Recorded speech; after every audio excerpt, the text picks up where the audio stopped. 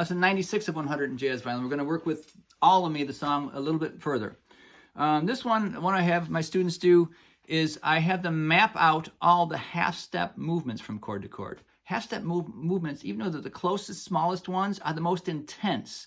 That's why they use it in the movie Jaws. The composer knew which interval to use. That one meant the man-eating shark was coming to get you, right? If it was a whole step, it'd be a walk in the park, right? Picking daisies. But half steps have intensity, so remember that. They're the smallest of intervals, they're the most important. It's like the people that are closest to us usually bug us the most, right?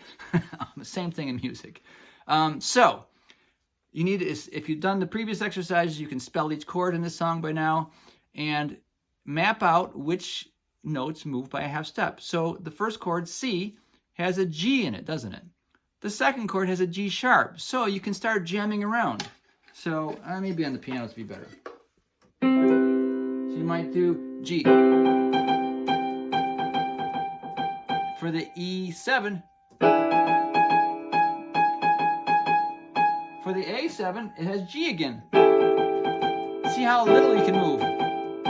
So that ends that sequence there. So find wherever the half steps are. Looking ahead, there's an E7 in the second line. There's a B in it, right? A minor has a C in it, half step away. Right? So find those things. And also the A7 has a G in it, right? The seventh. The next chord, D7, has an F sharp in it. And not all these things will be tied together in one little package, but you can jump around between those notes and end up having a pretty interesting sounding solo with just simple stuff. I've talked to you already about doing solos and building them, so you might want to goof around with this stuff. So maybe the thirds and sevenths. So at the beginning of the song.